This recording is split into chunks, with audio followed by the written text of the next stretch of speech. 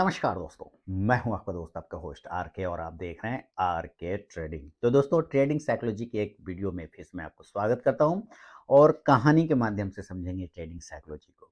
देखिए कहानी से जो शिक्षा निकल के आएगा वो कहानी सुनते सुनते आपको आइडिया आ जाएगा, लेकिन फिर भी मैं पहले आपको कहानी सुनाता हूँ।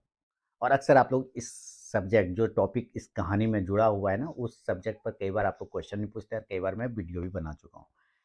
कहानी सुनेंगे फेबियन की। अब फेबियन कौन थे? अगर आप लोग इतिहास पढ़ते हैं, दूसरे देशों की हिस्ट्री पढ़ते हैं, तो आपको फेबियन के बारे में पता चल जाएगा। रोम का एक सेनापति था फेबियन, मेरे ख्याल से यही नाम था फेबियन, है ना? और फेबियन की कहानी बहुत ही मशहूर है। वो अ, बहुत ही शातिर सेनापति थे, बहुत ही चतुर सेनापति थे, बहुत ही तेज तर्रार सेनापति थे। तो एक बार ऐसा हुआ कि रोम पर किसी ने आक्रमण कर दिया, दुश्मन ने।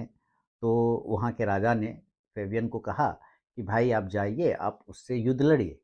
तो फेबियन ने अपने सारे सेनाओं को देखा और अगले वाले सेना को देखा और लड़ने के जगहों को देखा कि किस जगह पे लड़ाई होने वाली या हो सकती है। तो उन्होंने पूरा गुना भाग किया और कहा कि अगर अभी हम लड़ने चले जाए ना, तो पक्का है कि हमारी हार हो जाएगी। पक्के तौर पे वो कॉन्फिडेंट थे अपने हार के प्रति कि वो हार जाएंगे अगर अभी वो लड़ाई लड़ते हैं जा करके।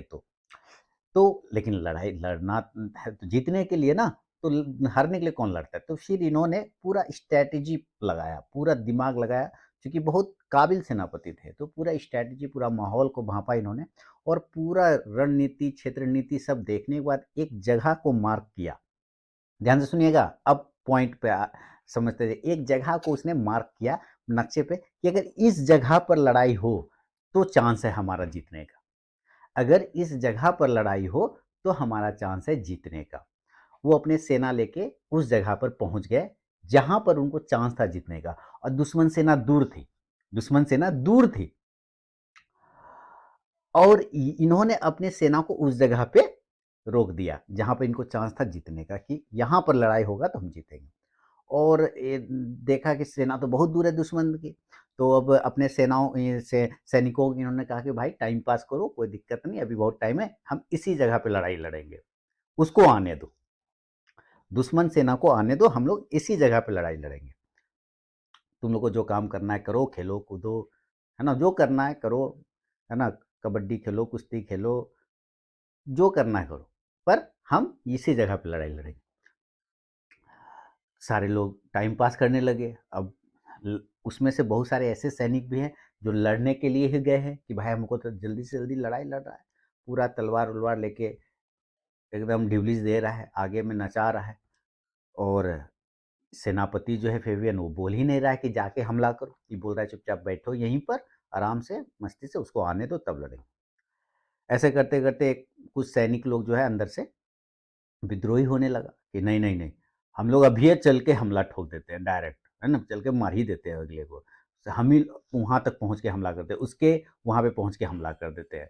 आ जो रहा है उधर से, ये बोल रहा है नहीं भैया, हम लोग इसी जगह पर लड़ाई, तुम चुपचाप से बैठो, खेलो कूदो, जो मस्ती करना है करो, इससे आगे नहीं जाना, यहीं पे लड़ाई लड़ेंगे।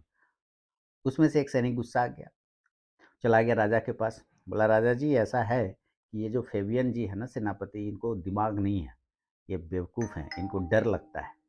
बोला क्या बात है? बोला देखिए दुश्मन सेना दूर है, हम लोग यहाँ पे बैठ के टाइम पास कर रहे हैं जिस जगह पे इन्होंने रोक रखा है। चाहें तो वहाँ जाके लड़ सकते हैं, पर ये कहते हैं नहीं, उसको आने दो यहाँ तब लड़ेंगे।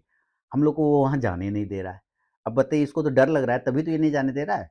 तो बोला हाँ भाई ऐसा बात, फेबियन बताओ ऐसा क्यों कर रहे हो? तो बोला हुजूर हमने ऐसे-ऐसे पूरा स्टडी किया है और स्टडी मेरा ये बता रहा है कि इसी जगह पर वो जब आएगा तो लड़ाई पे हमारी जीत होगी।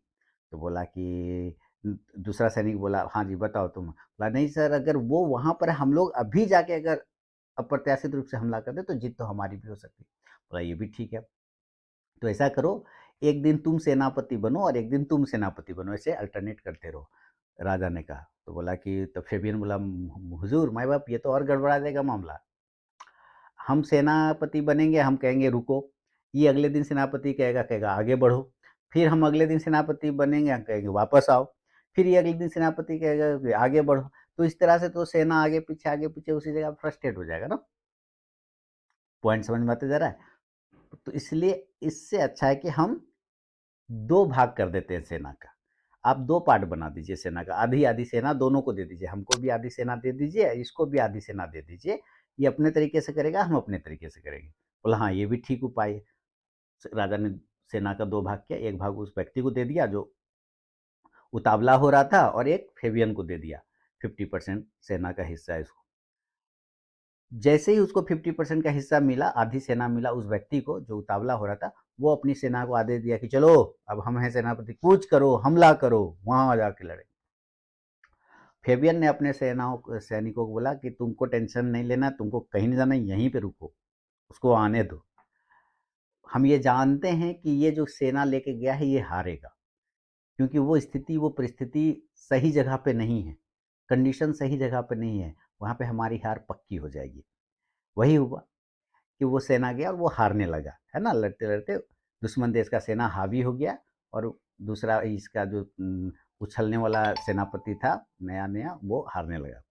तब फेबियन ने कहा कि देखो, आधी सेना तो हमारी हार जाएगी ये पक्का है, लेकिन दुश्मन सेना को ये नहीं पता है कि आधी सेना हम लोग पीछे बैठे हुए हैं बैकअप में, है ना? तो ऐसा करते हैं हम लोग चारों तरफ से छोटा-छोटा टुकड़ी में फैल के, छोटा-छोटा टुकड़ी में, एक साथ नहीं, छोटा-छोटा टुकड़ी में फैल के चारों तरफ से घेर लेंगे दुश्मन सेना को देन हमला कर देंगे, ठीक है? क्योंकि इस जगह पर अगर वो आके लड़ेगा ना, तो हम 100% जीत जाएँगे। लेकिन चूँकि अब वो पहले से चला गया लड़ने के लिए, तो उस सेना को भी आइडिया हो गया है? कि अब ये जो है यहीं पे लड़ाई हो रहा है, तो वो वहीं रुक गया, वो सेना अब आगे नहीं बढ़ेगा, अब वहीं रुक अब हम लोग को वहाँ जाना होगा लेकिन स्ट्रैटेजी से कि अब चूँकि वो बिज़ी है उस आधी सेना से लड़ने में और उसको हरा भी रहा है और हमारी आधी सेना को वो हरा भी रहा है, लेकिन चूँकि उसका ध्यान उसी तरफ है, तो हम लोग छोटी-छोटी टुकड़ी में बना के जाएँगे, चारों तरफ घेर के हमला कर देंगे। फेबियन की नीति काम कर गई और उसने अचानक से हमला कर दिया और अंत में वो सेना दुश्मन सेना हार गया। ये थी फेबियन की कहानी। रोम का सेनापति था। आप पढ़ेंगे इतिहास में बताया जाएगा आपको। तो इस फेबियन की कहानी से क्या सीखा आपने? फेबियन की कहानी से सीखने को क्या मिला? ये समझिए। सीखने को ये मिला कि भाई आप अपने प्राइस पे टिके रहो। आप अगर आप ट्रेडर हो तो आप अपने प्राइस पर बिलीव करके बैठे रहो कि इसी प्राइस पर आएगा जो मेरा कैलकुलेशन है, जो मेरा स्ट्रेटेजी से निकला है, जो मेरा स्टडी से निकला है, इसी प्राइस पर आने पर एंट्री बनेगी। मैं इसी प्राइस पर आएगा तभी मैं एंट्री करूंगा, अदरवाइज वो कितनों भाग जाए मैं एंट्री नहीं करने वाला।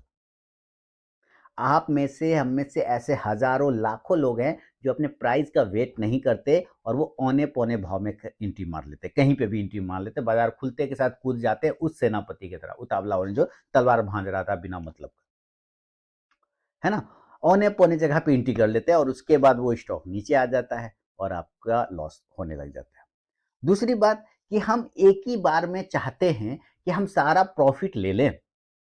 लेकिन फेबियन ने क्या कहा कि सेनाओं को छोटे-छोटे टुकड़ों में बाँटेंगे और चारों तरफ से घेर के हमला करेंगे। तो ये छोटे-छोटे प्रॉफ़िट को भी लेने का कोशिश करता रहा, छोटा-छोटा मोर्चा भी जीतने की कोशिश किया और वो अंत में बड़ी जीत को कामयाबी हासिल किया, बड़ी जीत का सारी सेनाओं को हरा दिया, यानी कि सारा प्रॉफ़िट इन्होंने बड़ा प्रॉफ़िट बना लिया छोटे-छोटे प्रॉफ़िट को लेके। यानी छोटे-छोटे युद्ध को मोर्चा को जीतते हुए पूरा युद्ध जीत लिया। इसी तरह अगर आप छोटे-छोटे प्रॉफ़िट को कलेक्ट करते जाएँगे ना, तो आप बड़ा प्रॉफ़िट बना लेंगे। तो पहली बात कि आप उतावलापन मत दिखाइए, स्टॉक आएगा आपके प्राइस पर तभी लीजिए, नहीं आता है तो मत लीजिए, दूसरा स्टॉक्स लीजिए जो आपके प्राइस पर है। दूसरी कि कभी भी हमेशा पूरे के पूरे बड़े प्रॉफ़िट के चक्कर में तो ना बैठें, बल्कि छोटे-छोटे मोर्चों से भी खुश होना सीखिए। छोटी खुशियों का देख ब गुड डे वाला बिस्किट का प्रचार देखा है? बहुत बड़ी लाइन बल बताया उन लोगों ने, बहुत अच्छा प्रचार बनाया। बड़े खुशियों का क्यों करें वेट, छोटे पल भी होते हैं ग्रेट। तो हमेशा बड़े प्रॉफ़िट का वेट नहीं कर सकते, आपको छोटे-छोटे प्रॉफ़िट से भी संतुष्टि लेना होता है ना? आप गुड डे बिस्किट से भी सीख सकते हैं उसके प्रचार से, कितनी अच्छी बात कहा उन्होंने, बहुत बढ़िया बात।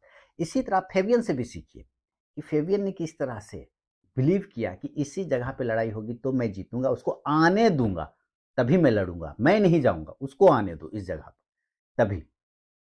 ये होता है स्टडी, ये होता है एनालिसिस और जब वो आएगा आप एंट्री करिए और कॉन्फिडेंस के साथ एंट्री करिए, प्रॉफ़िट बनेगा।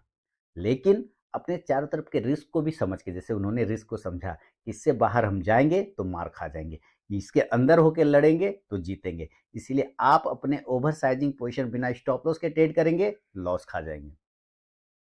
बात समझ रहे हैं? तो ये है ट्रेडिंग साइकोलॉजी का सार दोस्तों। उम्मीद है फेबियन की कहानी आपको बहुत कुछ सिखा रही होगी और आपने सीखा भी होगा। अगर पसंद आया है ये छोटी सी ट्रेडिंग साइकोलॉजी वीडियो तो मुझे कमेंट करके ज़रूर बताएं। मिलूंगा नेक्स्ट वीडियो में। बहुत बहुत धन्यवाद।